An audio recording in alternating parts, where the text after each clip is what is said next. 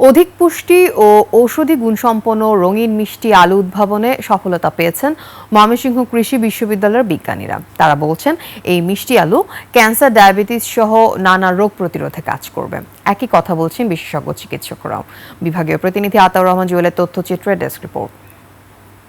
জীবন অবাক না করলে কে করবে? 28% মিল্ক ফ্যাটের অবাক করার সাথে ফ্রেশ মিল্ক পাউডার। জীবন অবাক করুক প্রতিদিন। 5 বছর আগে পেরু থেকে বীজ এনে গবেষণা শুরু করেন বাংলাদেশ কৃষি বিশ্ববিদ্যালয়ের উদ্ভিদ প্রজনন বিভাগের প্রফেসর ডক্টর আরিফ হাসান খান রবিন। তরুণ বিজ্ঞানীদের সাথে নিয়ে গবেষণায় সফল হন তিনি।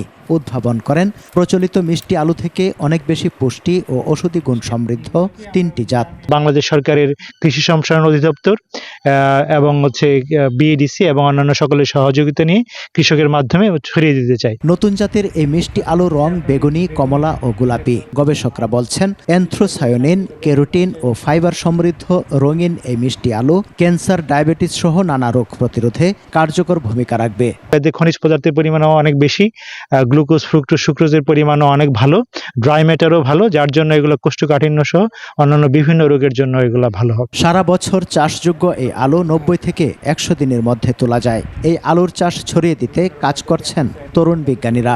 এই রঙগুলোর কারণে এটা দৃষ্টিনন্দন। এটা হচ্ছে কৃষকদের কাছে অনেকটা দেখা যাবে যে তারা এটা নিতে পছন্দ করবে এবং ক্রেতারাও এটা নিতে অনেক আগ্রহী হবে। এই জাতগুলা ভবিষ্যতে অনেক মানুষের কাছে পৌঁছে দিতে পারবো। এই নতুন প্রজাতির আলু আবিষ্কারের মাধ্যমে আমাদের এইটা অন্তত আমাদের রোগীদের এই বিশেষ করে ক্যান্সার প্রতিরোধ এবং রাতকানা প্রতিরোধ এবং ডায়াবেটিক কন্ট্রোলের ক্ষেত্রে বিশেষ ভূমিকা রাখবে বলে আমি মনে করি। এই মিষ্টি আলু চাষে কৃষকরা যেমন লাভবান হবেন, তেমনি দেশের পুষ্টি চাহিদা মেটাতে সহায়ক হবে বলছেন এই বিজ্ঞানীরা। সমর ইসলাম, ডেস্ক রিপোর্ট, 21 টেলিভিশন।